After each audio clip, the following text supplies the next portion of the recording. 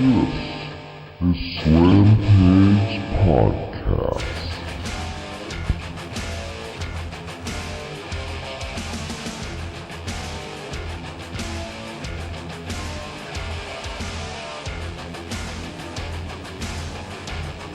Monday night, November the 14th, live for us here on the Slam Pigs Podcast. Slam Pigs 34. I'm Mike, as always, alongside Travis, my cohort. Travis, a little under the weather tonight, but he's toughing it out for all of our adoring listeners. Travis, how we doing tonight? Pretty shitty. I'm here, doing it for you guys. I might take the reins this week a little bit, but I'm going to try to keep up my best. We've missed a lot. We've missed a week, Michael. Yep, we took a week off. Welcome back from pool. Thank you. I had a pool tournament to go to. Sorry, guys. I got to make money on the side because Slam Pigs doesn't pay the bills yet. Doesn't pay anything. It's not paying much yet. It's fun for us. We enjoy doing it, and we're glad you guys enjoyed it too. We got a lot to go over tonight. We got fresh off of Raw, just finished. The last Raw, the go-home show before Survivor Series. And we're going to get to our predictions. We're going to get to our Survivor Series predictions. We're going to go over our Raw review. I don't really think we need to do a SmackDown review. No. Yeah, it was just another SmackDown this week. So, but we'll go over all that, guys. Plus tonight we have a fan question to answer, a fan question or two to answer. We also have a new segment we're going to start tonight, our top 3 of random things. Of anything. Not just wrestling. We're just going to have our top 3, and tonight, to start it all off with Survivor Series on the horizon. But it will be wrestling tonight. Yeah. Travis and I will say what our top 3 Survivor Series of all time were. I do want to give a shout out to us, Slam Pig Cinema Drop, the last week or so, Michael. I feel like it's been a success. Everyone's loved it. Got nothing but great feedback. So thank you guys for watching. I love talking about Waylon Mercy. Yes. We got nothing but good feedback. And you haven't seen nothing yet, guys. It's one of the funnest things I've done on this show. It's definitely an easy segment to do.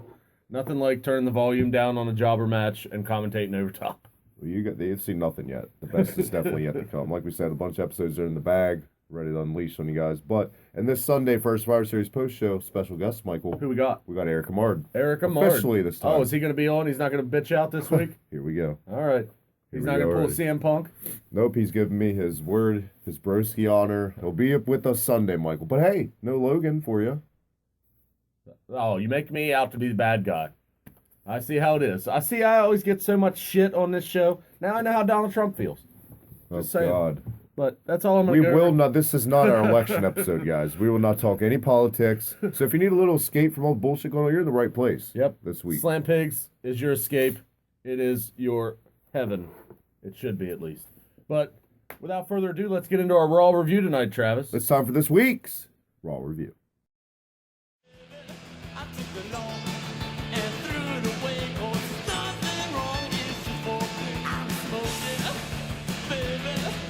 I don't know!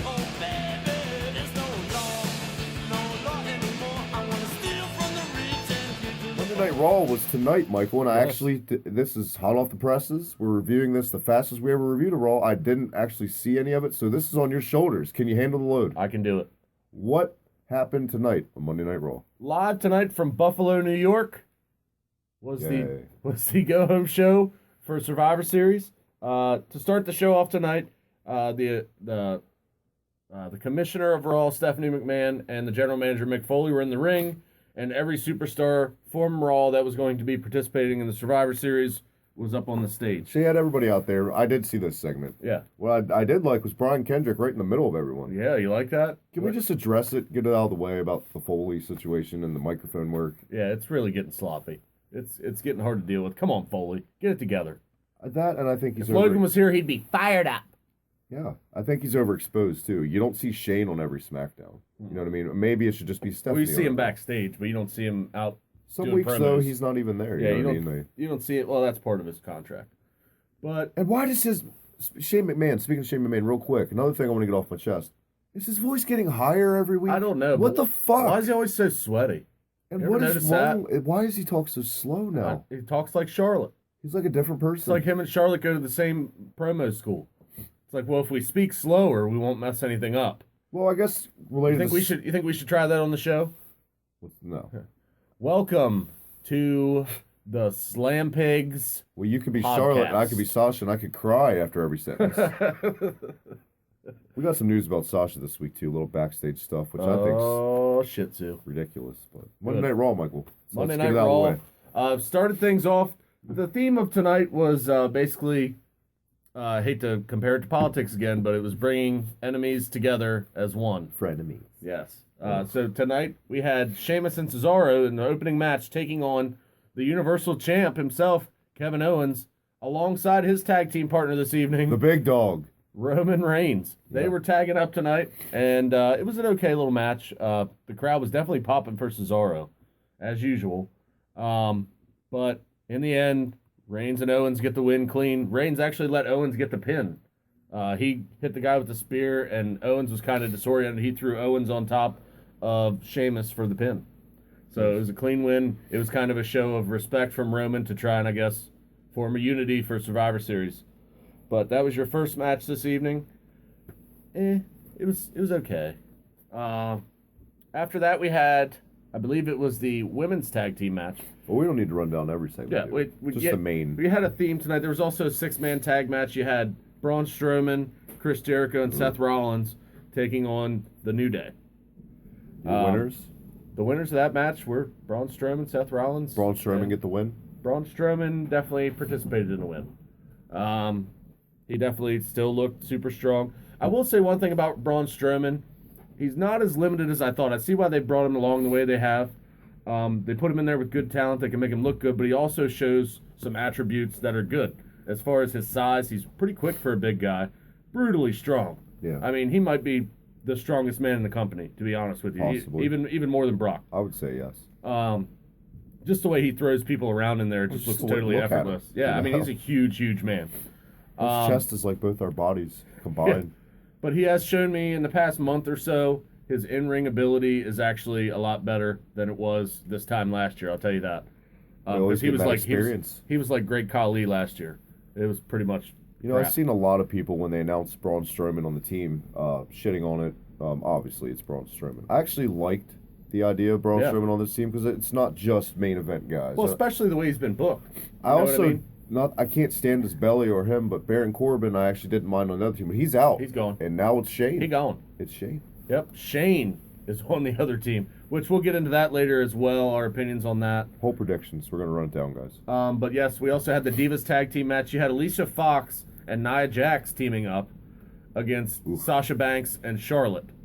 So like I said, a theme tonight were enemies being as one. I mean, if they're going to book this, like the quote-unquote reality era, in the main event match, the way they booked him, Braun Strowman should eat everybody alive and just tear it, just like Nia Jax.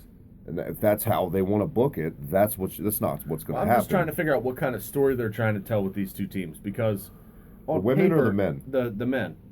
On paper, this looks very lopsided to me. In favor of Raw. Yeah. And it was supposed to make it more even, putting Shane on the team, somebody who hasn't wrestled since WrestleMania and lost. In not a good match. No. So I don't know what his role is going to be in this match. I don't know if maybe we see Triple H return at this pay-per-view. Maybe there could be a last-minute injury to somebody on the Raw team. Anytime. And Triple H makes his return. Yeah, it's been, 2 or 3 months? I could definitely see a scenario where Seth Rollins gets attacked backstage and Triple H takes his place. I could definitely see that happening, which just to further their feud. Maybe. So, and it was Triple H the whole time. Yeah. Well, I mean... Or Jamie Noble. Yeah, it could have been Jamie Noble. I mean, he's vicious. All 5'3" of him. But anyway, Sasha and Charlotte get the win in that Divas tag match. In other action tonight, you had the Cruiserweight champ, the Brian Kendrick. They're calling him the Brian Kendrick again. Good. Well, he wasn't defending his belt, but he was going one-on-one with Kalisto's former tag team partner, the other Lucha Dragon, Mr. Tough Man backstage himself. Also in the news this week. Sin Cara once again beating somebody else's ass backstage. Well, this wasn't like a Simon Gotch. This was more of a one punch. Everybody broke it up. But is Sin Cara like the Haku of this generation or something? He just beats everybody's ass. Well, we can save it for the news, or we can just get out of the way now if you want, because it's not that much to it. Yeah, I mean, we can get it out of the way now. Apparently, the situation was they were on this overseas tour in Scotland.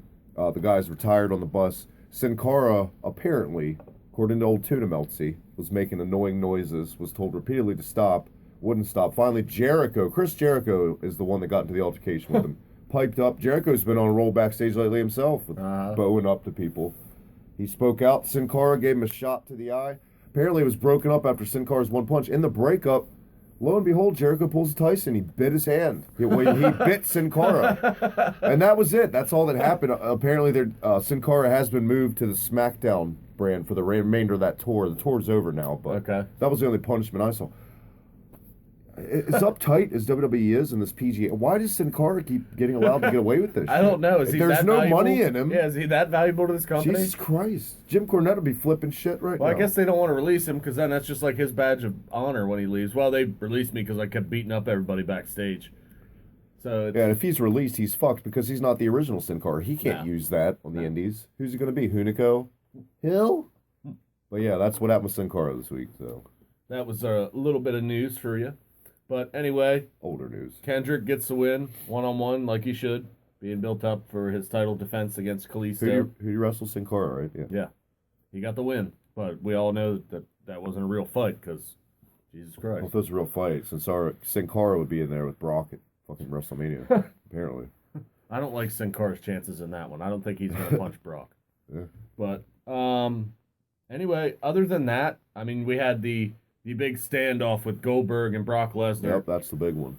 Shirt was taken off, Michael. Shirt was ripped off Hogan style by Goldberg because Paul Heyman kept bringing up his family. Well, we also missed last week Goldberg sparing Paul Heyman. We get to talk about Goldberg's little botch he had, his little stumble bumble. He did get Rusev up, though. He got him up, but he didn't hold him up for long. No, it didn't have the mustard on that hot dog as it used to. Makes me wonder if he's going to be able to get Brock up and make it look all right. It definitely isn't the same jackhammer that it was 15 years ago, I can tell you that. Yeah. But to his credit, he is, in his 50s? Yeah.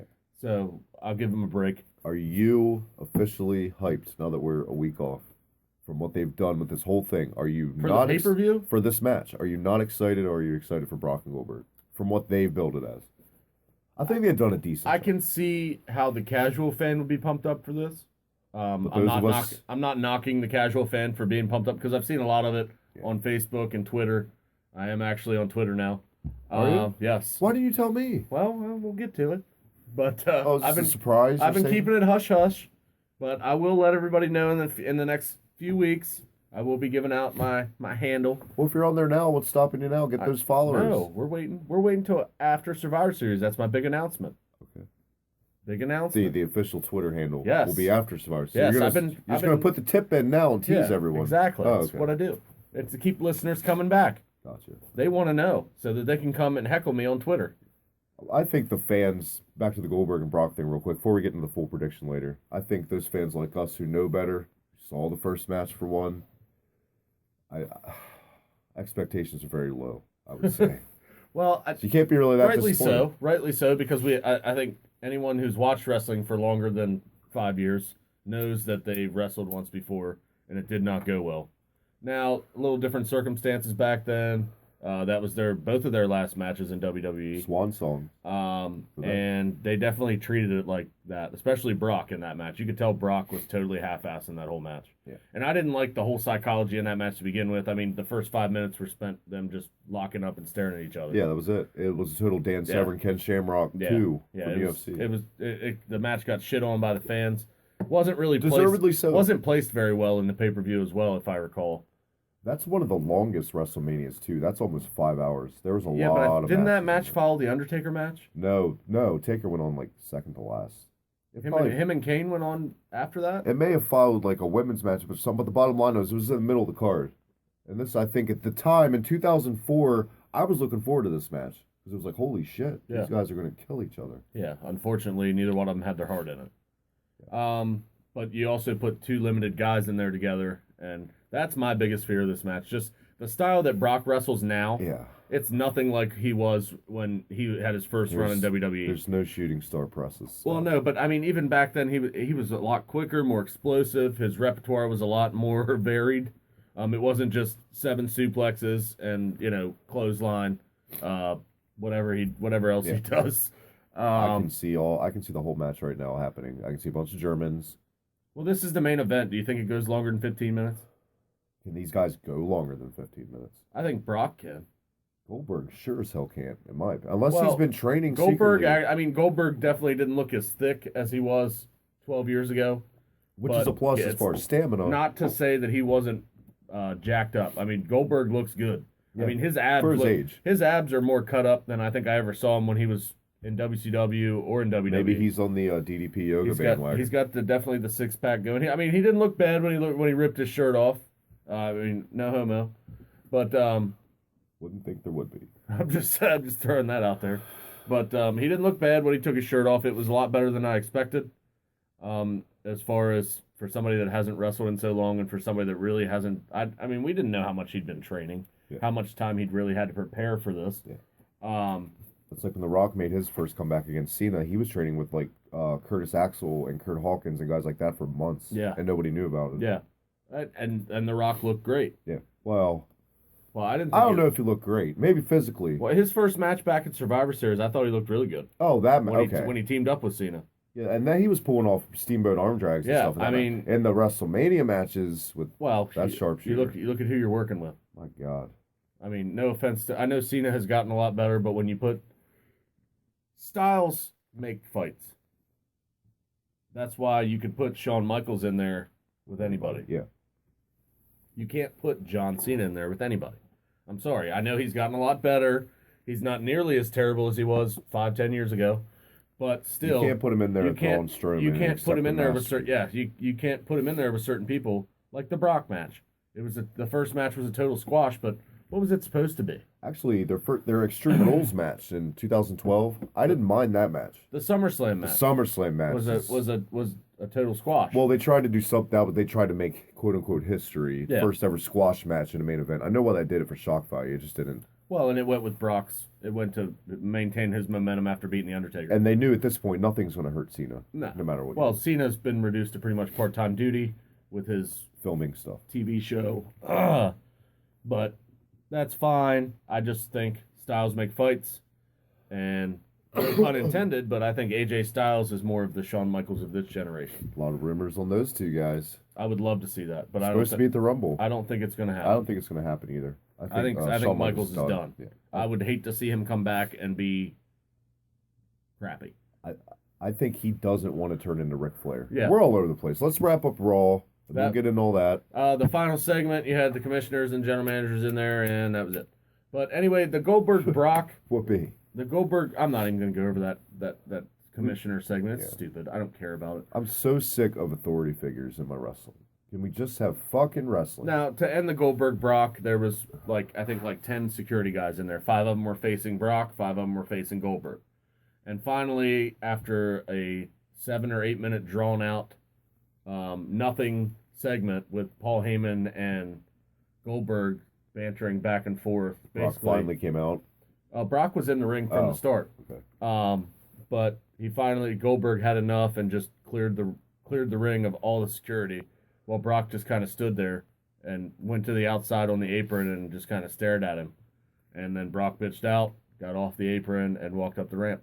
Yeah, because it makes sense for Brock to bitch out, who just destroyed a guy in UFC who's younger than Goldberg. Yeah. Well, not by much. Mark Hunt's in his 40s. No, I'm talking about Brock younger than Goldberg. Yeah. But, I mean, they have to make Goldberg look strong. I mean, if they make him look like a bitch, why would that make you want to watch? I get it. I mean, they've made Brock to be this beast that they want him to be. They have to have somebody come up that can... I get it, but does Brock fall into the category of a chicken shit heel? Because sometimes it works just having an in-your-face heel, a monster heel, going against the in-your-face face. I think there's more intrigue in that than a chicken shit. He is when they finally wrestle. That's the thing about Brock. He can do that, but everybody knows when it's time to go in the ring, Brock's not going to run. I think we'll get into that prediction on that match later. But that was Raw tonight. It was okay. Sniffling all over the place. Sorry, guys, listening to this episode. Sniffles. No, the Raw tonight, I give it a B-. It wasn't terrible. I could see why they made the matches they did. Nothing real significant happened. It was just basically trying to unite all the teams. Yeah. So that's what happened on Raw tonight. You had the Goldberg-Brock face-off, but not really. And that was Raw tonight. There you have it. I think we're ready for our first promo break of the evening. Promo break time. Michael, you want to take it first? Is it Eric Watts? I'll let age before beauty tonight. Oh. since you're older. Give me a second. All right. You know what? I was just talking about this tag team, joking around, of course, because shout out to Eric Mardigan. He was talking about how Killer Bees. close. You're fucking close. Damn. How weak the tag division is. And I put a hashtag Save Us Quebecers. So my promo is from the Quebecers. Michael, did you like the Quebecers? Not much. Would you put them ahead of pretty much any team out today, though? No. Would you put them ahead of the Puerto Rican Shining Stars? Yes. Okay, that's all I needed to know. But they're not the Mounties. No, they're not. So you know. And if you think they are, you're fucking smart. Yeah, you better just get your shit straight. Here's the Quebecers. We'll be right back. Slam Pigs Podcast. Are you avoiding them? Wait a minute, controversy. What are you trying to say? That it was a handicap match or something? No, what I'm It trying to was say is you have handicap rules? the Quebec province rules implied in this match. I Both mean, lawyers met. We agreed to sign that contract. If they were stupid enough to sign it and not know what they were getting into, I don't think that's our problem. Yeah. I think the problem right now is the Steiners don't accept that there's a better team that hit the World Wrestling Federation, and we are making nationwide, worldwide effect and news on everybody. And the only reason for that, ladies and gentlemen, is because now we are the new technology of wrestling. You gotta go forward in life, not backwards. You know about experiences where you're at. Hey, Doc, we're not only the better team, we're the best team! Yeah! And we're the only team. And I'll tell you what, Steiners, you get in line, because there's a lot of good teams like Macho Man and Macho Midget. And there's other teams, too, like the Smoking Guns that go around shooting in the ring. Well, we're gonna take all the teams. This is donc Pierre qu'est-ce qu'on va faire. On n'a pas peur de personne, on va tous vous prendre une équipe après les autres. Smoking Guns, n'importe qui, man, on a mission. Ça nous dérange pas, moi, Jacques pis Johnny. Vive la Québécoise! We're coming to your town! Numéro un!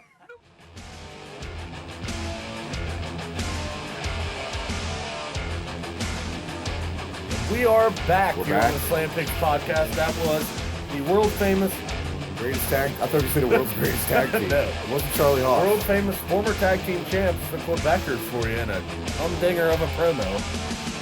God, Trav. You're welcome. You just sat through 3 hours of Raw and you're complaining about any old school Well, I'm promo. just saying, we're trying to get subscribers up on this show. We're not trying to run them off. If you do a Quebecer promo, you're liable to go shoot yourself. People on here listening that don't want to listen to the Quebec, I don't want them listening to this show. I want Quebecer fans. I want the fans that watch the cinema, baby. Ugh. Anyway, we're back, guys. Got some news to go over, some Survivor Series predictions, all kinds of stuff this Couple week. fan questions. Fan questions. Couple Vedas. Brand new segment. We got the top 3 tonight. Top 3 Survivor Series reviews of all time, Yes. according to each of us. But let's get right into these red hot questions. Haven't had questions in couple weeks, Michael. Yeah, where's everybody been snoozing? I don't know. What's going on? Maybe we're doing a shitty job. We got to pick We got a them. couple haters. Couple Vedas. Okay. First question is from Sasha, our loyal listener. Sasha, thank you for your question. She Sasha. leaves, but she always comes back. I She like her. does. She sneaks back in. I don't think she ever left. Maybe she just listens to it when she can find time. I don't Well, think, find some more time, I Sasha. don't think she's like, it's 5 p.m. I have to listen to Slam Pigs. Well, she should. What's her question this week? Her question was actually a very good one. But the only problem that I have with this question, it's a very broad question. She said, her question this week, what superstar today could we see in the 90s? Which 90s? That's the problem. Yeah. Which 90s are you talking about? Are you talking about 90 to 92 when the 80s were finishing up? Or are you talking about 92 to 96, the Sean Brett era. new generation? Or are you talking about the Attitude Era? Well, Michael and I decided we're each going to pick an era from the 90s and give our opinion, I guess. All right. Well, go ahead, Travis. You're going to take the Attitude Era? Sure. All right. Who can you see today in the Attitude Era? Believe it or not, and you're probably going to disagree, only if his character is a complete 180, just a badass, shit-talking, kind of like The Rock. Roman Reigns. The look of Roman Reigns, I think, would perfectly fit in the Attitude Era. Plain and simple. Or, I'm going to play another one, Rusev. I think Rusev could fit in any era of wrestling, honestly. Not with the Monkey Man beard. Get your beard back, but We shaved it. Reigns and Rusev for me. For Attitude Era, Michael. Do you like my I didn't picks? see any Rusev tonight. No, he wasn't on the show. There's no Rusev That's worrying me a little because bit. he's not on the pay-per-view. Yeah, Rusev not getting any love. Rusev? Rusev. So that's my picks for the Attitude Era, Mike. Okay, I could see Rusev in there. Now, Roman, I don't know. Not this Roman, but a different kind of character. Just based on the look, he looks... You got to admit the man looks like a badass. Yeah, but the biggest thing you have to have in the Attitude Era is charisma. This is fantasy. He doesn't have any. We're pretending he does. I'm just saying. Like, I don't care what character you give him. I don't think he gets over on the microphone. Quite honestly, I don't think he'd be a star. But Sheamus, too. I could see Sheamus being a mid-card guy in the Attitude Era. Like a Val Venus? Like a Prince Albert, a Val Venus, something like that. Okay. Maybe a tag team guy. Yeah. You can see Sheamus. Well, they threw tag teams together with mid-card guys all the time in the Attitude Era. In my opinion, I don't think any of the guys today, and let's be honest, the current roster is like the smallest roster ever as far as size of the guys. Yeah. I don't think the 90s is tailor-made for these guys. Unless you're talking WCW cruiserweights. Shawn and Brett get a pass, but other than Brett and Shawn, where were the smaller guys? I mean, to counter you on the Attitude Era there, I could see somebody like Braun Strowman in the Attitude Era. I would say Strowman's more of an early 90s. His size and look. Yeah. His size and look, I could see him. And even on the microphone, he has that mean, deep voice. I could just see him going against the Berserker in Hell in a See him going against the Big Show, back when the Big Show was, in shape. Maybe Strowman's another guy that can fit in any era. Yeah, I think Strowman could fit in there. But yeah, what you got? I'm not trying to mark out on Braun Strowman tonight. I know you're all about some Strowman. But another guy I could see going into the Attitude Era would be Kevin Owens. No, I can't. I can't see Kevin Owens. His character, I think, would fit in perfectly in the Attitude Era. I could see him. I can't see him, though. I could see him in the Intercontinental feuds. Sasha, I don't know what you expect going into this question. You guys got to realize this was the era of bodies, too. Vince was all... If you didn't have a body, see ya. You know what I'm saying? Like, this is the era of Not Vince... exactly. What? I mean, the new generation, that was when they first started with the smaller guys. Yeah, but who was the champ in 95? Smaller guys. Who was the champ through all of 95? Diesel. But how tall was Diesel? 7 feet tall. But he wasn't a jacked up 7 feet tall. It's not like he was huge. I wouldn't call him. He was kind of. I thought he was scrawny. I thought he was pretty lanky, but. Were you taking early 90s or new generation? I'm taking new generation. I'm taking 93 to 97. All right. I could see. What a terrible time. 96, 97, 95. 95 was. I was watching some WWF Live Wire, by the way, on YouTube the other day. Good God, the state of WWE in those years. Todd Pettengill? It was the Todd Pettengill show. He was literally the voice of WWE, and it just made the product so shitty. He was awful. He's got his own radio show now. I know, he's a successful DJ. Yeah. But congratulations to Todd Pettengill. He's got a great voice for it, but God, get away from my wrestling. But yeah, who you got, Michael, on tap? There's so many guys that I could put into this era. I mean, because there were some smaller guys in this era that succeeded. You had your Bret Hart, you had your Shawn Michaels. They were special. You had a lot of guys that really made their mark in this era. 1, 2, 3 Kid. 1, 2, 3 Kid was in this era. That's why I could see, I guess my number one pick for that era right now would probably be Seth Rollins. They're going to say AJ Styles. No. That's pretty much I think Seth Rollins could fit in there. AJ Styles as well. I think both of them would fit in perfectly in that era. I think they could put on some great matches with The Undertaker, with your King Mabels, the big guys that they had, Sid. You think about that era, you had half of them were small and half of them were really big. Yeah. So you always had them go against each other. I mean, you had Kama. Don't forget Kama. So he's Supreme Bob Backlund was in there as the champ. Bobby back for like 2 days. He was the champ. But yeah, those are the two that come to mind mostly for me in that era. But I could also see a Kevin Owens in there. I could see a couple guys in there. I could see Big E in there. Kevin Owens looks like Bob Evans, that jobber we just had on cinema. I could see Big E feuding with Ahmed Johnson in '96. I could see him taking Farouk's place.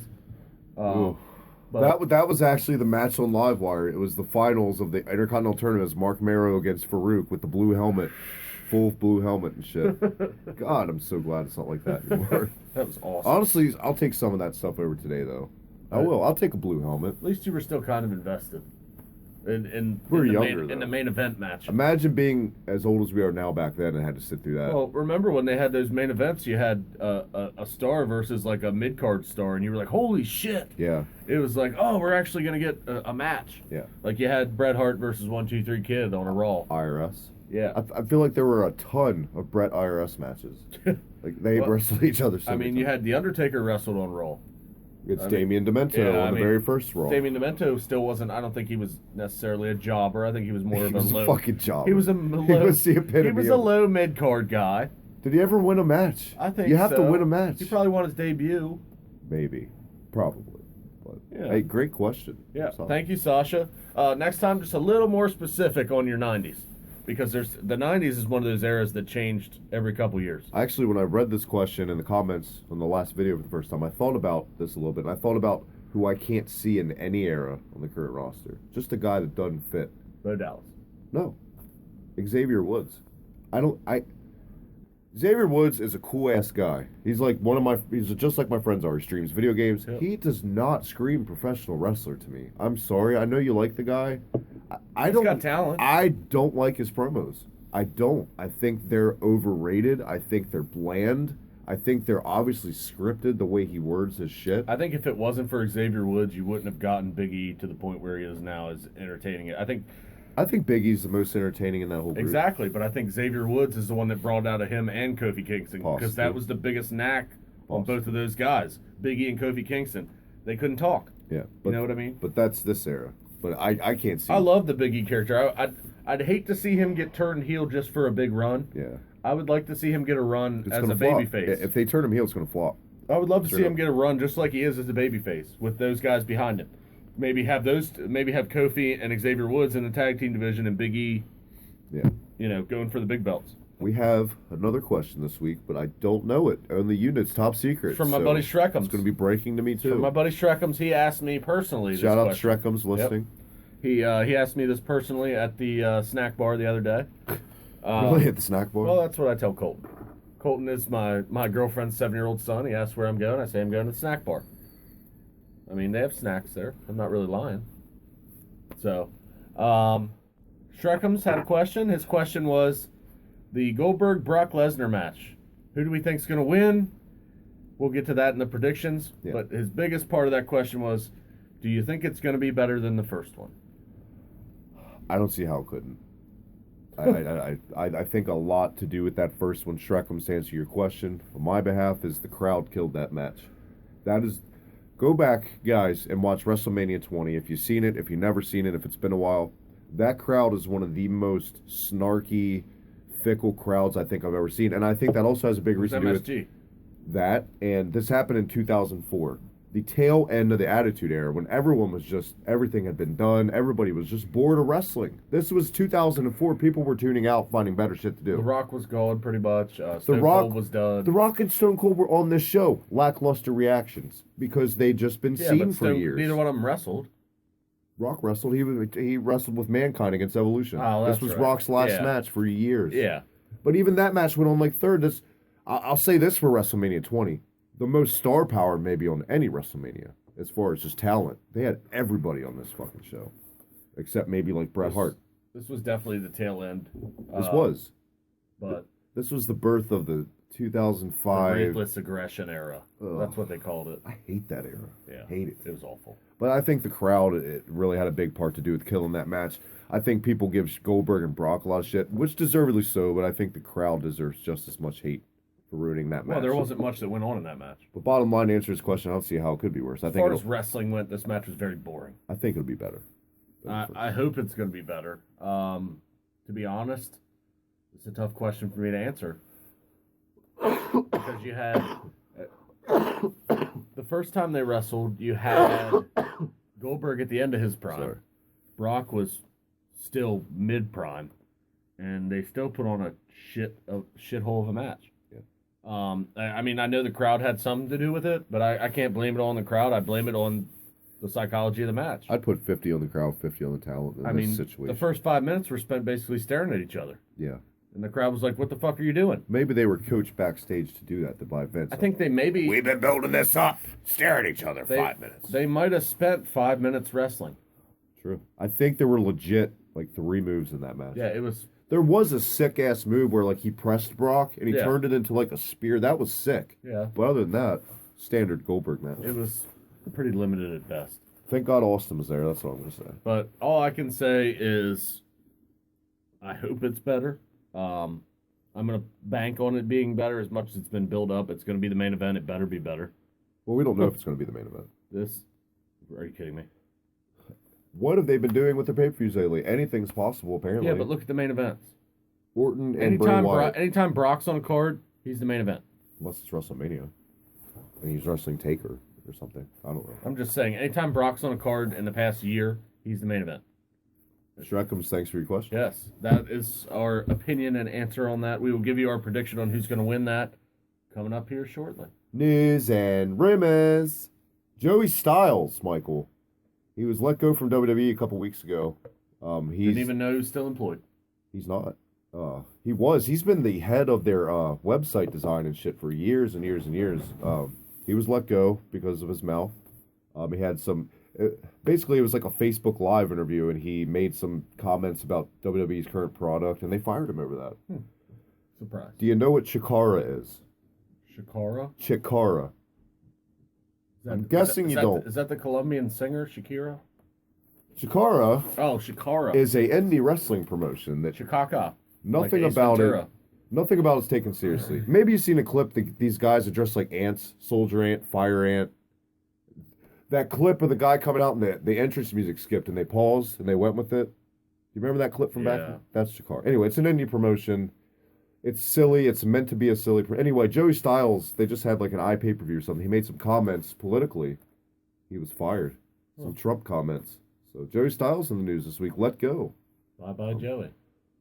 I think that if you're especially if you're an indie fed, you cannot fire these guys for something so minuscule, because at the end of the day, you're going to hurt your own brand. People are going to think you're dicks.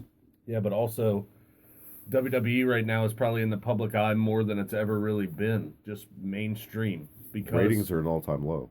Yes, but if you notice, as an ESPN watcher, Yeah. there's always a Sports Center interview every Wednesday with a wrestler. Sure. So they've changed their product to be more family-friendly, to put them more in the family-friendly mainstream media. So anybody that wants to cause drama as far as politics or issues like that, where people tend to take sides, they don't want that in their company. The head coach of the San Antonio Spurs. I don't think it was taking sides. It was like a sarcastic political joke that got him fired. It wasn't even like a Greg Popovich, he's the head coach. He's been the head coach for the San Antonio Spurs for like 20 years. He's got, I think, 5 rings in the NBA. He made some really bad comments on Trump. I mean, he just blasted Trump, basically, for being elected. He said he was very disappointed in his country, this and that. He still has his job. And he's in the NBA, but the NBA is one of those places where you're getting allowed to be a little more free with your beliefs than anywhere else. I'm not going to say my belief on why, but you can probably read between the lines. But as far as that goes, I mean, for whatever Joey Styles said, it's worth losing your job. Yeah. If it was meant to be a joke, it kind of puts him in Titus O'Neil territory, maybe. And let's also be honest, this is an indie fed. Joey Styles is probably the most recognizable person in that group. Well, there he goes, because you're uptight about your politics. I don't know. I just thought I'd talk about that in the news this week. It's kind of dry. We got Sasha in the news, too. We do. That's older news we need to catch up on. Renee Young injured backstage. Did you hear this? During a Roman Reigns promo shoot. Injured her fucking ankle. I don't know how, but she did it. What'd she do? Put the microphone the wrong way and tripped? Apparently she's just been so high on cocaine lately, she just stumbled or fell asleep or something. Is that just your opinion, I hope? We had the post show where we legit thought she was on drugs. Yeah, but it hasn't been proven, right? I'm joking, Michael. Yeah, I'm not really saying she was on cocaine. Well, Jesus Christ. Just saying. But yeah, that Renee Young injured. So get well soon, Renee Young. Beautiful woman. Get off the crack. I like Renee Young. I think she's beautiful. Mrs. Ambrose. They're married. Soon to be. I think they're already married. Sasha Banks is in the news from a week or two ago, Michael. Heat on Sasha Banks backstage for the Hell in the Cell finish. Here we go. Do you know why, Michael? Tell me. Do you remember the finish of that match? How Charlotte tried to throw Sasha through the table like 2 or 3 times. The motherfucker wouldn't break. And she just hit her finisher 1, 2, 3. Lackluster. Vince is pissed at Sasha because the table wouldn't break. Have you seen the size of fucking Sasha Banks? She's 100 and maybe 10 pounds. Soaking wet. Has Vince been suffering from dementia for like a year now with the booking of Brock in Minnesota? And what's she supposed to do? Holy shit. What? And also, and this depresses me. This is a little bit of more Vince news. We've been saying since the brand split happened, it seems like Triple H is running SmackDown, just the bookings. Guess what? Vince has got his fingers in all the pie. He's running everything. It's all been Vince, and that's fucking depressing. It's time to step down. The genius has lost. You've lost your genius years ago. I don't even think he had genius. I think Vince McMahon's one of the luckiest promoters of all time. Timing was everything for Vince McMahon. He timed it well. He took chances, and they paid off. And as much as people shit on Russo and Ed Ferrara and guys like that, it's not like Vince wrote all the stories. Vince had plenty of help in his genius years. Vince vetoed all the shitty ones. Yeah. I think Vince definitely was at his all-time high back in the Attitude Era. I think he was much more in touch with the fans back then, but he needed to be because his company was on the line. Now he's trying to sell the company. Now he has no competition. Now he can't wait to get out, it seems. He's trying to sell the company. Well, it's been in the news. He wants to sell the company, but he still wants to be involved. So he still wants to run it. We're just going to have to accept, guys, that Vince is never going to stop till he's dead. We're just going to have to wait it out. It's going to be bad until Vince is gone. It's a shitty thing to say, but it's the truth. I mean, who's going to take it over? I'd like to think Triple H. God, I hope not Stephanie McMahon. I'm just saying if he sells it. I mean, what do you think of the state of Unfortunately, WWE if it gets sold? I think it falls in Stephanie's hands at that point. I think Vince gives it to Stephanie way before he gives it to Triple H, if ever. Well, they're married, so it'd go to both of them. It wouldn't go to both of them. Vince and Linda have different jobs in the company, and they're married. You know what I'm saying? Yeah, but if they ever got divorced, Vince would be in a world of hurt. That'd be like me going to my girlfriend's work and be like, hey, guys, give me some money because she works here. You know what I'm saying? Well, you don't work with her. Exactly. That's what I'm saying. Linda does. Triple H, I don't know. It's whatever. Triple H runs NXT. Exactly. So, and we see that we haven't talked about that. That's also coming up this weekend. Takeover. The return of Mickey James. I can't wait. God, I love Mickey James. Asuka. God, I hope I can keep it together during that match. My two girls going at it. I'm excited for Takeover more than Survivor Series. You got the Samoa Joe Shinsuke rematch. I think this would be Samoa Joe's swan song in NXT. It's got to be. What the fuck? I think he makes his debut at the Rumble. Possibly. Can you see a Joe Brock match? I think we talked about that before. I just think, looking at the two guys, I just don't think it's believable. What? That's my only issue with the match. Now, Joe has a reputation. You're also the guy that just put Kevin Owens in the Attitude Era. Well, Kevin Owens wears a shirt. Samoa Joe does not. Fair enough. He lets it all hang out. Fair enough. He has lost a lot of weight, though, since he came to NXT. He still needs to lose a little bit more. Well, let's look at him a couple years ago at TNA. But I'm just saying... Those tits were open for business. If you look at the two guys, I mean, the only thing that could save Samoa Joe in that whole rivalry would be his reputation. It definitely wouldn't be aesthetically pleasing to the casual fan. They'd be like, what the fuck? Yeah. Like, this guy's supposed to be Brock? It just wouldn't make sense to anybody looking at it. Especially if they hyped it up, like they were showing it all over Sports Center and stuff. People that didn't watch wrestling be like, are you kidding me? Yeah. Well, I think that's what they're doing now with seeing Kevin Owens as the title holder. Well, I mean, you can't really see Kevin Owens. They can see Kevin Owens. Trust me. It doesn't help he's like 5'10". On top of it, I don't know. But nitpicky. He's a champ. We're not going to dive into a takeover preview because we don't cover NXT a lot on here. I watch it a lot. I love NXT, but we're just not going to do that here. We're not going to do that here. I mean, we can if you guys really want us to. Let us know in the comment section below. Maybe we'll do a special clip. We haven't plugged the show at all the whole time we've been on the air. Well, that falls on both of us. Why are you just looking at me? Travis, that's usually your expertise. I told you to you usually get that out of the way within the first 3 minutes. This is a different show. I'm not feeling well, I'm great. just saying, we'll get it in. Guys, make sure to follow us on Twitter because this guy's demanding it.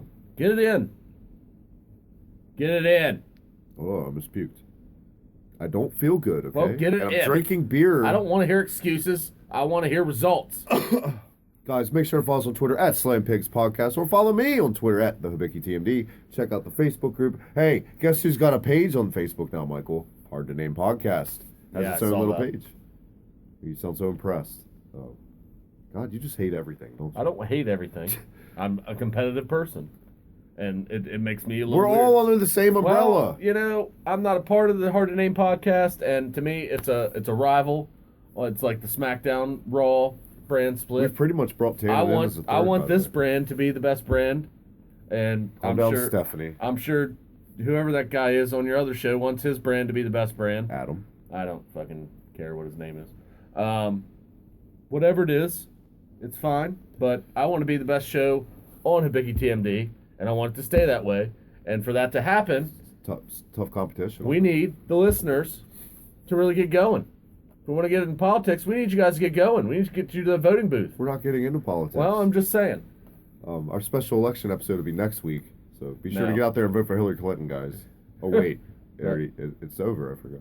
Yeah, can we please stop? And you were getting on me protesting? about a plug. You didn't even let me finish all the plug. Well, We jumped down about my other show. well, Shit. Well, I'm competitive. You should know I was that. trying to get to I'm your the bread most and butter. competitive person you know. Hemmerling for Mitchell over here. That's right. Follow us on Facebook. Join the Slam Pigs Facebook group. We are the most Interactive wrestling podcast on the internet by far, folks. If you haven't figured it out by now, you need to learn because it's obvious. Plugs are in the books. Thank you. You happy? Yes. Survivor Series predictions time. Survivor Series predictions. There's jack shit in the news, so. Where do we want to start at here? Well, I didn't really get your opinion on that Sasha thing. I'm pretty much the same opinion as mine, I'm guessing. yeah, It's I mean, I don't know ridiculous. what you expect out of 110 pounds. If you want them to go through a table, you need them both on that table. And while we're talking Sasha, Together, they're 250 pounds. can I just say, I just think I'm done with Sasha Banks. It's in NXT. As a baby face. I don't know, man. Maybe she's just not believable to me. Her size is killing me. In the past, it's ever since she came to the main roster. Really? But I you're never such a had big- it. But you're such a big Bayley mark. Bayley is way bigger than Sasha Banks. Bayley and Sasha Banks are pretty much the same No, size. they're not. They're not. Okay. I'm just having a real problem lately with believing Sasha Banks. I have a problem believing Bayley, especially when she wrestles Nia Jax. Well, she got squashed by Nia Jax. Well, I'm just she saying. lost last week. Bayley's. They booked that right. Actually. I've watched Bayley wrestle a lot since she's come up to the main roster, a lot more than I watched her wrestle on NXT, and her moves definitely look very choreographed. Yeah. None of it We is say that for a lot of time. none of it is really believable to me. Her in-ring move set. I know Bayley's like a godsend to NXT, but I've said it from the get-go. I just don't get it.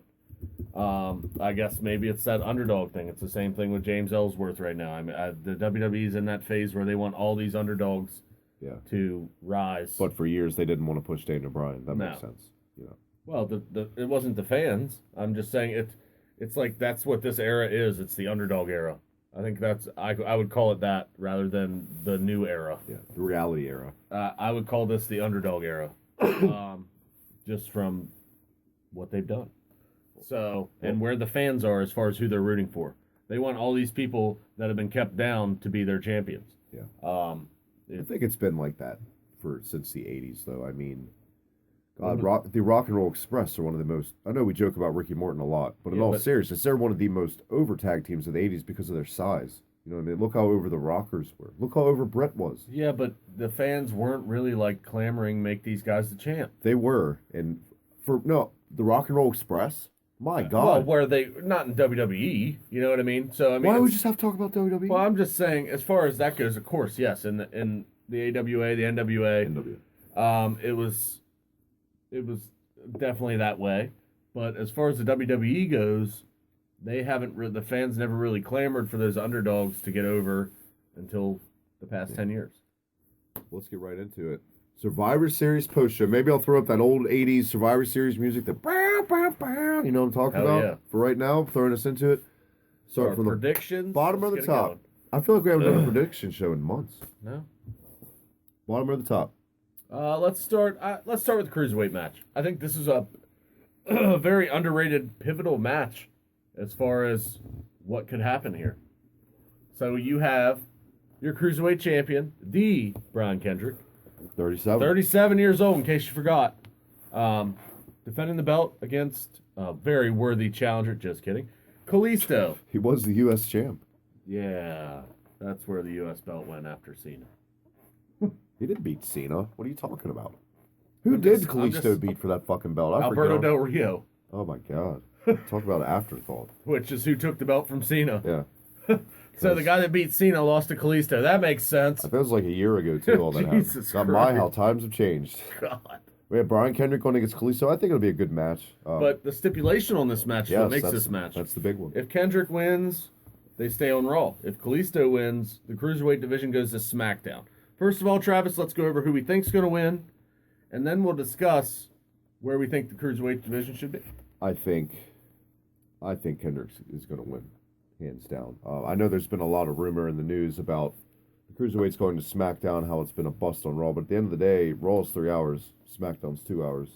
It's fucking Kalisto. I don't think they have any faith in Kalisto to carry anything. I just think we needed a guy that Kendrick's never wrestled, so here you go. I think Kendrick takes. I think it stays on Raw. Way more to it. I mean, the cruiserweight division's been a complete bust. They've handled. T.J. Perkins was awful. My God, the worst thing they ever did was give that man a microphone. Giving T.J. Perkins a microphone may have killed the cruiserweight division. I'm saying it already. They have this new cruiserweight show coming to the network. It's like they're pulling back already because it's a failed experiment. I don't know, but I think Kendrick keeps it on Raw. Well, we're already first match. We're already gonna have our first disagreement. I'm going the other way. I'm picking Kalisto. Just for the main reason, I think SmackDown is missing talent. I think you watch SmackDown anymore, there's a lot of talking. When you have your main event at 9 o'clock, it kind of says, Well, Raw did that tonight, too. Raw did I mean, they had the Brock Goldberg thing at 10 o'clock. Yeah. I thought that would be the go-home segment. But it wasn't. As far as my reasoning on this, I think SmackDown needs the Cruiserweight division. I think the Cruiserweight division could go over a lot better on SmackDown. They need more wrestling on that show. They need more talent on that show. I think it would just... that's why I'm picking Kalisto in this. So you're calling Kendrick's transitional, pretty much? Yes. Okay. I think they're still trying to figure out this Cruiserweight division and how to book it. So they're going to move it over to SmackDown and see if it goes any better. I can agree with that, too. I mean, this is a go either way for me, really. That's why I'm picking it to go to SmackDown. But, hey, guys, what I like to do when we disagree on something, let us know. Where do you think the Cruiserweight division is going to go in this match? For all these matches, let us know. Who you like in this match? You know somebody I ain't heard from in quite a while? Mr. Lee. Mr. Lee. I talked to Lee a little bit here. Mr. Jolly Old Lee. Mr. AMV Doc Angel. He's been working a lot. Oh, has he? Apparently. But here's a match I am... Still bouncing in the gay strip club? Will you be serious? Oh, just wondered. I can't cough on the show. You're going to make me cough for laugh too much. Well, I'm sorry. Sorry, Lee. This fucking guy. I'm just saying. Intercontinental title match, kind of the same stipulation. Now, we don't know if it's going to be The Miz or Ziggler. This week, tomorrow night on SmackDown, they're going to have an IC title match. I would like to think it's Ziggler. He just won the belt after that big-ass storyline. But it could be The Miz. I mean, I think the more interesting match is Ziggler and Zayn. I think that's going to be the better match. Sami Zayn versus Dolph Ziggler. If Zayn wins, it goes to Raw, the IC belt. If not, it stays on SmackDown. I would love to see Sami Zayn win. I think Sami Zayn should have been Intercontinental Champion months ago. I think he needs it. But... the U.S. and Intercontinental title on Raw? No, I don't see. Unless they unify them. Plus, coming off the whole retirement story, Ziggler, it's been, a month and a half? Ziggler's winning this match, in my opinion. What do you think? Do you think they just put all the fucking belts on Raw? Shit. I don't think so. It's tough. I don't think Dolph Ziggler's going to win tomorrow. I think Zayn. I think... oh, you think The Miz? I think The Miz is going to be the one defending that belt at Survivor Series. As highly as he's been booked with Daniel Bryan, that big feud, it just makes no sense to me to not have him on your pay-per-view. I think he's one of the biggest stars on SmackDown right now. Yeah. And to not have him on the Survivor Series pay-per-view just makes no sense to me. I think they could go without Ziggler more than they could go without The Miz right now. I think this would have been a lot better if they would have never had the storyline with Ziggler, if Miz would have never lost the belt. Mm-hmm. Miz can take that cock, dick, heel heat into Sami Zayn. Yep. Plus, now, if it's Ziggler and Zayn, you're just going to make the fans choose, and that makes for a dead crowd, usually, in my opinion. Plus, in a wrestling perspective, the face versus face match doesn't make as much sense as the face versus heel match. Yeah. Which I think you would get if you have The Miz. I think definitely you get that face versus heel, and I like where it goes from there. I still think The Miz could put on a hell of a match with Sami Zayn.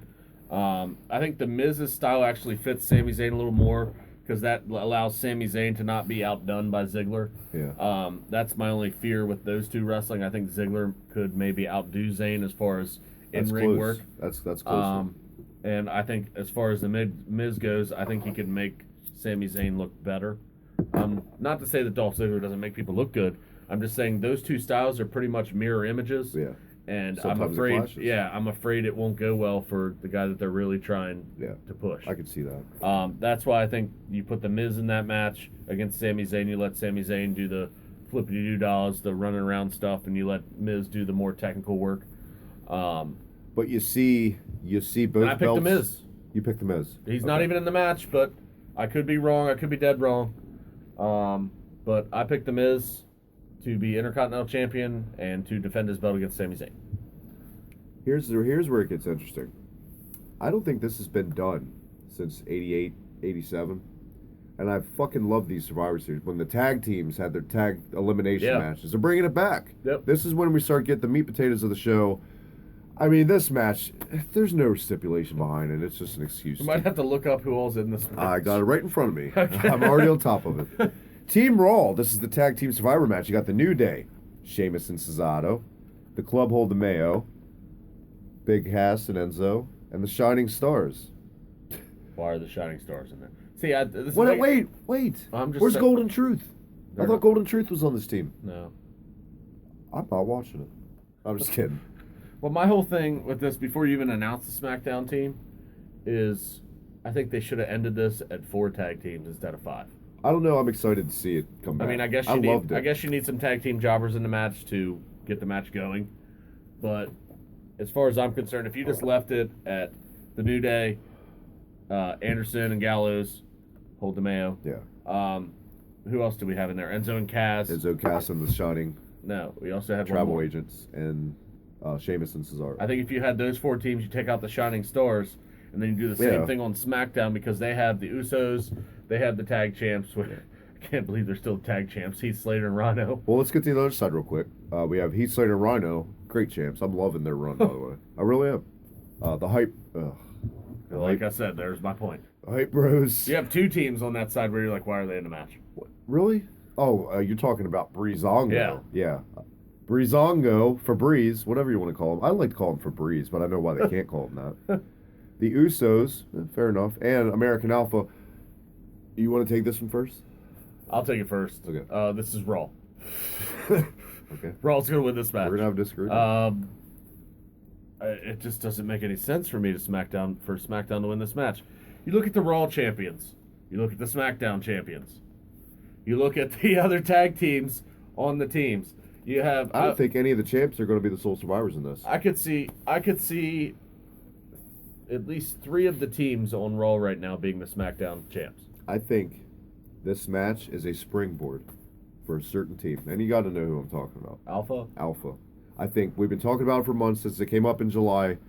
That whole run into WrestleMania, I think this is where it starts. The seed's going to be planted with them being the sole survivors. I don't know how it ends. I don't want to describe What about Enzo and Cass? I don't want to book that. No, I think shenanigans come into play somehow and they're taken out. I think By their own teammates? possibly. Anderson and Gallows? Possibly. They had some issues again tonight. Very well. They were could tag happen. partners. Didn't go so well. Yeah. Or you could just have both those teams brawl. The ref just counts them both out or something. They're on the same team. Yeah, but remember, Bad News Brown would walk out all the time. Fuck, Baron Corbin hightailed it last Bad week. News Brown made it. He made it on the show. Yeah, I got Alpha, American Alpha as my sole survivors. Wow. Yeah, fuck it. Huh. It's just the Tag Team Survivor Series match. You get a case of the fuck it's. See, I see it. You see I'm booking. Febreze. No, I book American Alpha strong, but here's the way I do it. I see everyone else on that SmackDown team getting eliminated, and I see all 5 teams Against this from Alpha. Raw still left. And you think and they you see them eliminate the Shining Stars. and they make a good stand. Yep. You Yeah. see them eliminate a couple teams. So that way they get over without losing. Yes. Yeah. And then they losing or not. finally just don't have anything left. Yeah. And I see. You're pulling a page out of the Bam Bam Bigelow when he was against Bundy and Andre and the gang in the first Survivor Series. I mean, it's been done a lot. I mean, the same thing, you could say the same thing for a lot of other Survivor Series matches. But, I mean, look at 94. You had King's Court. Razor Ramon against everybody. Oh, yeah. So, I mean, I could definitely see this happening, but my survivors are the New Day and Enzo and Cass. All right. Fair enough. You're not boring me, I promise. Quit acting Just a like little it. tired. Quit acting like it. The women's Women's match. Woo! Survivor Series match. Team Raw, Charlotte Flair now, sorry. Yes. Where did that come We're from? using her last name now. Which I like. I don't like the one-word names. Very rarely do I like that shit. Bayley gets a pass, I guess. Bayley, Nia Jax, Alicia Fox, Charlotte, and Sasha Banks. With Dana Brooke. It's on my list here. Against Team SmackDown. Captain Nikki fucking Bella, Is she the champ? No! Exactly. Becky Lynch is the champ. Jesus Christ. Calm down. God. I just hate Nikki Bella. You just got fucking Shane McMahon high pitched on me. I'll start talking slow next. Nikki Bella! Who is the captain? Becky Lynch is not the captain. No. She's on the team. Alexa Bliss. Oh, yeah. Carmella. Sexy. And Sexy Lexi. And Naomi. With team coach Natalia. Now, do you think Natalia is going to come out dressed as coach, Mr. Perfect's old manager, with the whole getup? With a whistle. Or just Bill Alfonso and just keep fucking blowing? God, I hated Bill Alfonso. One of the most annoying fucking gimmicks ever. I mean, I don't fucking know who wins it. This is the match I don't give a shit about. I'm going to flat out say it. The theme for me in this whole pay-per-view is how lopsided these teams are in favor of Raw. I don't know. I think Raw, I think SmackDown takes the cake as far as more talent on the team. But as far as like believable talent, you have Charlotte, Sasha Banks, Bayley. You got all the horsewomen. Yeah. You have Nia Jax on there. Yeah. And it's just Alicia Fox. Don't she's forget her. She'll be going quick. She'll be going in 5 seconds. Yeah. Becky Lynch will probably eliminate her. Now she's going to be the sole survivor. See what she did? That'd be fucking hilarious. It would. But actually. I'm going to give SmackDown this match just because I think they have to make the show a little even. Well, does that give a little teaser to what your prediction in the main elimination match is going to be? Well, I think you have to give SmackDown one of the matches. You know what I mean? Yeah. And by the looks of all these matches, it's just so lopsided to me. Yeah. It's even in all of them. It's just very lopsided to me, especially when you have Shane McMahon in a match and you don't have John Cena. Well, Cena's away filming things. It's ridiculous to me. But WWE would like you to think that Shane This McMahon's is one of your up there. marquee pay-per-views of the year, and he can't be there. Well, I think that's in their mind. I think that's why. Like, wait a minute, fucking get Baron Corbin out of here. We got to do something. You know what I mean? The fact that Corbin was even, I don't know. I liked it, like I said earlier, but man. If I'm going to make a prediction on the sole survivors in the women's match, Charlotte and Bayley. You're taking Raw in this one. No, I'm saying for you. Is that what you're going to? No, I'm picking SmackDown in this match. Oh, okay. Just to be like a little even. Nikki Bella. I think Superwoman herself. Captain Nikki and Captain Nikki. and- Jesus and- Christ. We've come to that. Yeah, Captain Nikki and Becky Lynch. Captain Tits and Captain Mushmouth. You're gonna make some people mad. It's my There's some listeners that are big fans of Nikki. That's great. My show. So, whatever. Oh, it's your show. Excuse me. I'm just here for the fucking show. You know what I mean. Christ. Speaking of which, I found out something interesting today from maybe your favorite listener of ours, but Melody Ann. Not a Bret Hart fan. She's a big Nikki fan. She's not a Bret Hart fan. She does not like Bret Hart. Why is that? I don't know.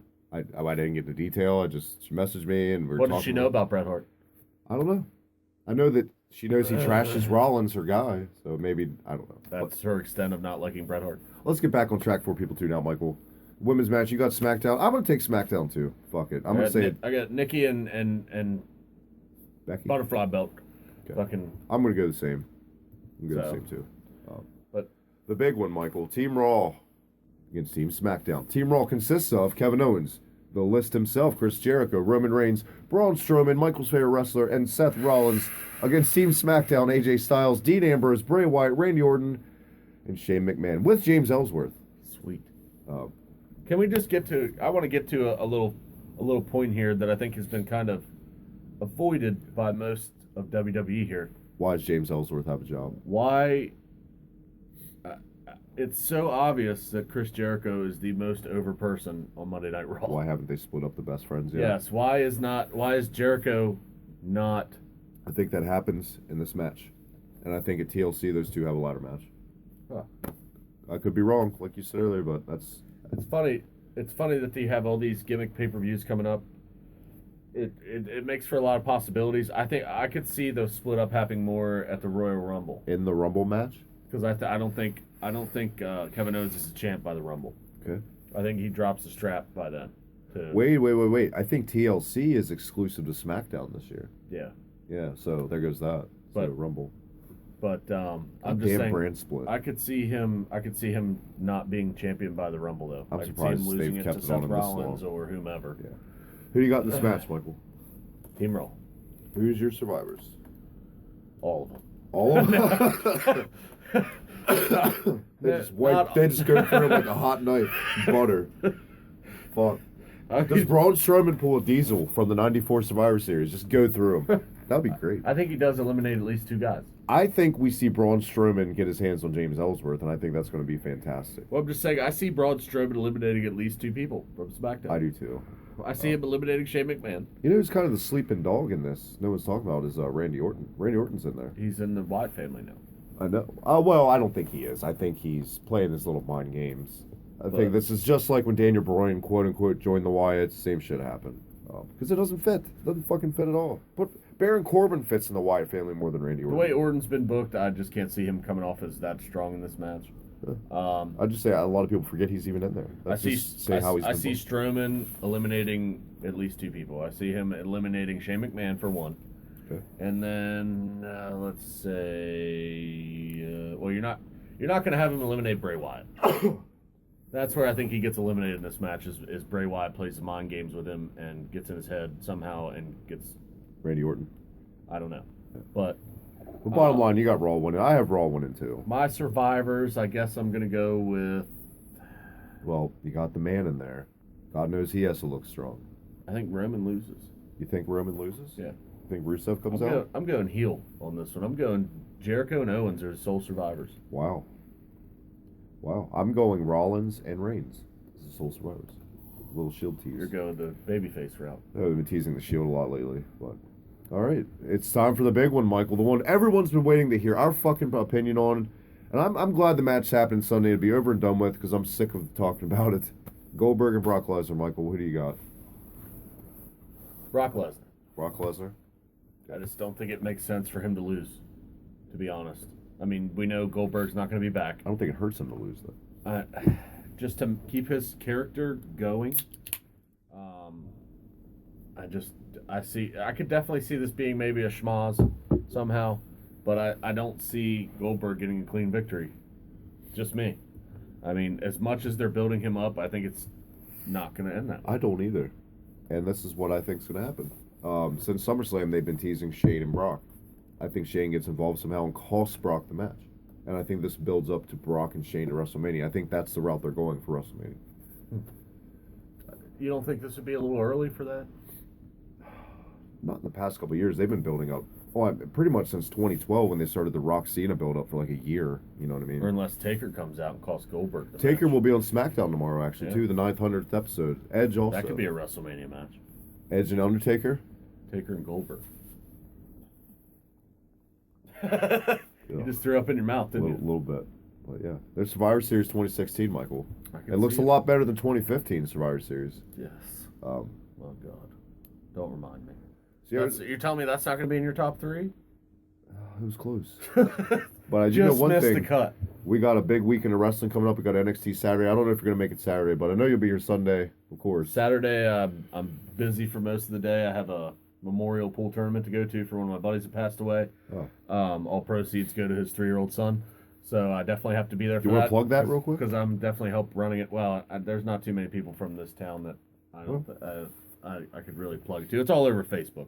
Go to my page if you want to check it out. Anybody that likes to shoot pool, even if you don't like to shoot pool, you want to come in and donate some money. All proceeds go to this little boy's trust fund. He's 3 years old and now without his dad. So we're doing whatever we can to raise money for him. It's just a very sad story. I'm not going to go into it a whole lot, but it's for a good cause, folks. 100% of the proceeds go to the boy. Very good. So, all right. Promo break and then promo break. Top 3 time. Top 3 time. Who do you got on tap? Virgil. On the Slam Pigs podcast. We'll be right back. I'm just kidding. I think we actually had a Virgil promo. The Nails promo, remember? That's so sad. I just thought it'd be funny just to see your face. Virgil. Yep, I was ready for it. I was thinking about it while we were talking. I was like, what if I said Virgil? God. But to go with your Quebecers, I got to throw something off the wall at you. Rougeos? No. Damn. What is it with you and a goddamn Rougeos?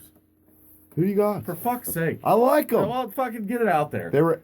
Every week, you have to plug the Rougeos. What am I getting out When there? is the last show that we didn't have the word Rougeos in? I don't think ever.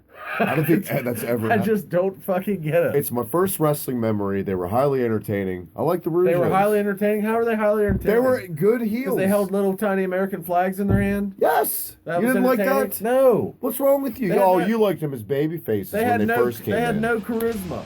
Yes, Baby they face did. or What are you heel. talking about? None. Did you like the Mountie? No. Did he have charisma? No, he was on the Quebecers. No wonder you had the Quebecers on here because he was on the Rougeos. Exactly. Now you're getting it. Christ. Now you're getting it. This is getting ridiculous. Who do you got? I can't fucking take much more of that. Can we get the Rougeos banned from the show? Oh my God. Can we ban Kurt Hawkins first? Can we get the Rougeos on the show? Do you want to talk about Kurt Hawkins while we're at it? It's fair to say he's not on Survivor Series, His guys. debut went really well. Yeah, 7 seconds or something. Made me so happy. I was tickled pink. Yeah. Better than Pickled Purple, I guess. So they call you the Anvil, huh, Neidhart? Because you big and you strong, huh, Neidhart? Well, let me tell you something. You got the wrong name. It should be Simple Simon. Because you should have been paying attention. You should have been sitting ringside, watching what I was doing to your partner. Watching the abuse that I was giving your partner. Watching how I was torturing him. You should have been writing all this down. And then you would have realized in your mind that you wouldn't have stuck your nose where it don't belong. That's right, put your nose in my business.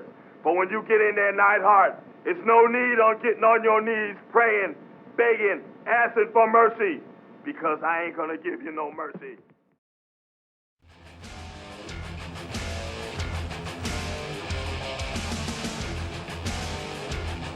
And we're back. That was the bad man himself, Michael. Bad News Brown calling him out.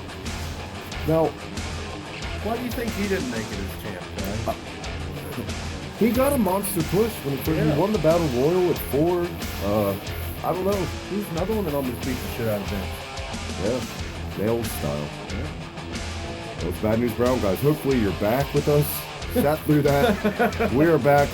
Brand new segment. What we got, Michael? What do we want? Do we just want to call it the top three? I mean, maybe we'll work on the name. We'll work on the name, but Work for on the this name. week, it's the top three. Maybe we could change the name to the Slam Pig 3 or whatever. Why does everything got to be Slam Pig? Why can't Because it it's just the be... Slam Pigs podcast, Travis. Anyway, first edition of our top 3. All right. Why are you getting fired up? Well, somebody's got to be. Logan's not on here. Top 3 Survivor Series pay-per-views of all time. Survivor Series used to be one of my all-time favorite pay-per-views, years and years and years, and then it just went to shit. It That just and the became Royal like Rumble. It was Yeah. like, but the Royal Rumble for me has, just because of the Rumble match itself, has stayed kind of a constant favorite for me every year. Yeah. But the Survivor Series has definitely died off in the past. It just became another pay-per-view 15 years. after a while. Yeah. Because they took away the elimination Yeah. matches. Now they're back. Well, they've been back for a couple years. I don't think it's been back to this extreme. No, but- now it's pretty much a theme of the card. which I'm happy about. Super duper. That's how it should be. You're It's happy about that tag match? Febreze in the house. But Michael, you want to kick it off? Your number 3? We'll go number 3, number 1. All right, my number 3 Survivor Series of all time. It's toughy. These are tough ones. Guys, and let us know, by the way, before we start, what do you guys think are your top 3 Survivor Series pay-per-views? My number 3 Survivor Series of all time, I'm going to go with 1993 Survivor Series. Let me guess why. Hey, Stu, wake up! Well, that was one of the matches. You had the Hearts going against Shawn Michaels and his his the Knights. even though they just looked like characters from a video game. One of them was Greg Valentine. One of them was Greggy Valentine. Supposed to be Terry Funk, one of the Knights, Yep. and he had a falling out with Vince. Didn't make it. Yep. But also you had Team Lex Yeah, versus Team Yoko. Team Lex as a kid was awesome. You know why? Because you had fucking Undertaker on it. That's right. That's the only time. Well, that was That was the the one of first time I think he was No, on the team. the first time was his debut. You're right. Yeah, What he am was I on the thinking? $1 Million team. Yeah. But this was the first time since then, and the last time. First time as a babyface. Yeah, he was on that team. He filled in for the Native American Tatanka. He wasn't originally on the team. I'd say that's a bit of an upgrade. You lose Tatanka, you pick up, I mean, as far as the other team, they lost one of the Quebecers. They did. And picked up Crush. This is just a Quebecers Rougeos Yeah. episode the whole way So through. the main event of this was you had Lex, the Steiner brothers, and the Undertaker. The Undertaker. Going against Yoko, Ludwig Borga. Does Lee know who that is? He should. He better by now. Fuck. Jacques Rougeau. Jacques Rougeau and Crush. Not Kona Crush. No, Evil Crush. This was Evil Crush. This was Fuji Crush. Fuji Crush. It's Purple Crush. Both gone. Rest in peace. Yes. I know one of the biggest things I took away from this match was like the build-up promo. The Undertaker, when they announced the Undertaker as a partner, he opened his jacket and had the flag inside. Yeah. Let freedom ring. Yeah, that one kind of was weird for me. Yeah. But I guess the biggest thing I take away from this match is the first time you saw Yokozuna kind of get dominated. This was the springboard to that Royal Rumble casket match. Yep, this was the I start thought all of the that matches feud. they had were good. That was the start of that feud. But in the end... Good opener on this Survivor Series. In the end, it came down to Lex versus Ludwig. Yeah. And Lex got the win. Yeah. And then Santa Claus came out and celebrated with Lex. This was I think this was the end of the Lex Luger push. I mean, until WrestleMania. Yeah. He was co-winner of the Rumble with Brett after this, but this was pretty much the end of the road for him. I will say, in the opening match on this, I know you remember it like yesterday. It was really good. One of the most deceiving announcements, though, in wrestling history. He's such a perfect so many innuendos that it's going to be fucking Mr. Perfect, and out comes Macho Man Randy Savage. Yeah. Guys probably don't know what I'm talking about. If you guys do know what I'm talking about, that's awesome, but just go back and watch it. That was the Razor Ramon. Yep. Good pick. That was my number 3, just for nostalgia value for me. Plus, I thought it really wasn't that bad of a pay-per-view. Good pick. Good I mean, stuff. you had the Doinks. You did have one of the you had worst Mo matches of all Doink time. and Mabel Doink and Let's Bushwhackers. just Febreze But right over we'll it. let that one go. That's Banana why it's number Peels 3. and Luna. Yep, and that's why it's number 3. my number 3, and my list is not based on quality. Let's get that out of the way. My list is based on what I like, what I grew up with. 1990. I think one of the main reasons I like this, the only time they've ever done the grand finale match, and I really like that. Survivors. I really like that concept, and it just went away. Well, back then, the star power was so spread out. Oh. I think this made more sense so that they could each have their own team, and then they could still be on the same team. You pretty much knew who was going to survive. I mean, even if you weren't a big wrestling watcher, This was 1990. I mean, the only one that really surprised me out of that was Tito Tito Santana, yeah. Tito being in there with Hawk and Warrior. Well, for those guys that never seen 1990 Survivor Series, the grand finale match, they took the survivors of every match. This is when every match was an They elimination. took all the heel survivors and put them against all the babyface survivors. So I think it ended up being like 5-on-3 for the heels. And that lost. 3 was Ultimate Warrior, Hulk Hogan, Tito Santana, and lo and behold, who won the whole damn thing? The sole survivors, Hulk Hogan and the Ultimate Warrior. Welcome to 1990. You had Power and Glory. You had Power and Glory main eventing a pay-per-view. Maybe that's why it's on my number 3. God, I knew I should have used that for my promo break. Like you said earlier, we also had the debut of The Undertaker. Travis, what do people not know about me? What do they not know about you? Yeah. Your favorite team was Power and Glory. They were a very underrated tag team. I thought Hercules and Paul Roma were actually a really good tag team. Yeah. I don't think they got pushed to their fullest extent because of a lot of it had to do with Paul Roma. A lot of it had to do with all the depth of tag teams also. Well, that too. You're going to pick Power and Glory That was the best tag team finisher I'd ever seen in my life. I loved it. It was awesome. Powerplex. Yes. When they did it perfectly, it looked awesome. Yeah. You could botch Plus, that easily. they did the double top rope. It's fucking awesome. I have no faith in the talent today to do that botch free. I'm just saying. I think they botched that so bad. Well, how hard is it to do that, though? Guys are getting injured left and Just right. go up to the top and give them a big splash. I mean, is it that hard? But apparently, it was really hard for Marty Jannetty to time a top rope drop kick with Shawn Michaels, though. Because he never fucking timed that. As great as the Rockers were, you know what I'm talking about. Yes. Marty was always like 2 seconds late. Well, Marty was probably drunk. Probably. But that's my number 3. Did you like that one? Also, who else you had? You had the $1 Million Man. Yeah. Well, you had the whole Power and Glory team. Yeah. You had the first time a whole team survived. And the $1 Million Man. And I'm going to say maybe the greatest collection. You had Rick the Model Martel. You did. Look, not in a Grand Survivor match, but in the opening match, you had the Ultimate. You had the Road Warriors, the modern day Warrior, Cara Von Erich, and the Ultimate Warrior. That was an awesome team. Was it Mr. Perfect? And Demolition, one of the weirdest teams of all time. That was a really good tag team. Mr. Perfect and a bunch of guys. Well, you figure you had the Ultimate Warrior, the Road Warriors, and Cara Von Erich as a tag team. That was one of the. I know. For me, it was one of the best tag teams they ever put together for a Survivor Series. Before we get the rest of our, what's your all-time favorite Survivor Series team? Ooh. I got mine.